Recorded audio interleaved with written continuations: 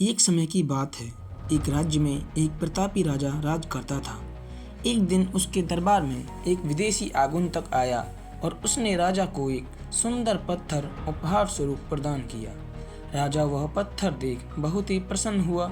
उसने उस पत्थर से भगवान विष्णु की प्रतिमा का निर्माण कर उसे राज्य के मंदिर में स्थापित करने का निर्णय लिया और प्रतिमा निर्माण का कार्य राज्य के प्रधानमंत्री को सौंप दिया।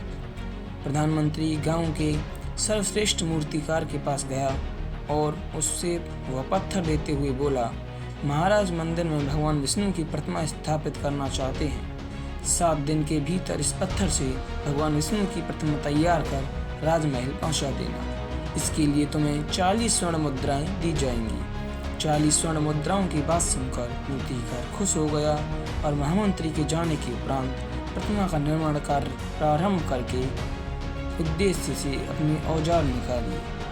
अपने औजारों में से उसने एक हथौड़ा लिया और पत्थर तोड़ने के लिए उस पर हथौड़े से वार करने लगा, किंतु पत्थर जस का तस रहा। मूर्तिकार ने हथौड़े से कई बार पत्थर पर किए, किंतु पत्थर नहीं टूटा।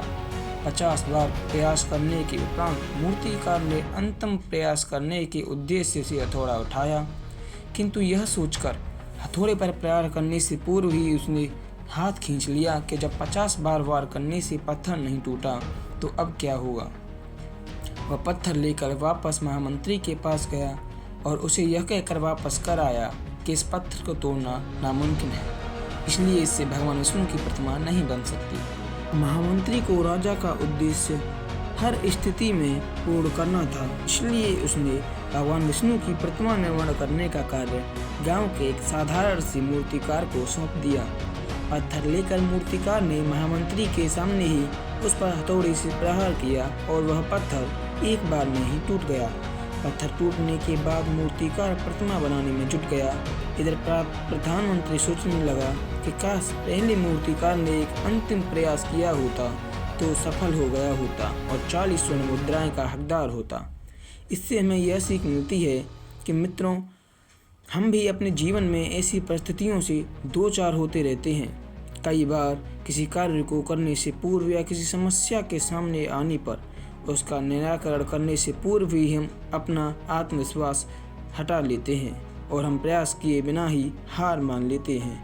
कई बार हम 1-2 प्रयास में सफलता मिलने पर आगे प्रयास करना छोड़ देते हैं, जबकि हो सकता है कुछ प्रयास करने पर कार्य पूर्ण हो जाता या समस्या का समाधान हो जाता। यदि जीवन में सफलता प्राप्त करनी है तो एक बार असफल होने पर भी तब तक प्रयास करना नहीं छोड़ना चाहिए जब तक सफलता नहीं मिल जाती। क्या पता जिस प्रयास को करने से पूर्व हम अपना हाथ खींच लें वही हमारा अंतिम प्रयास हो और उसमें हमें कामयाबी प्राप्त हो जाए।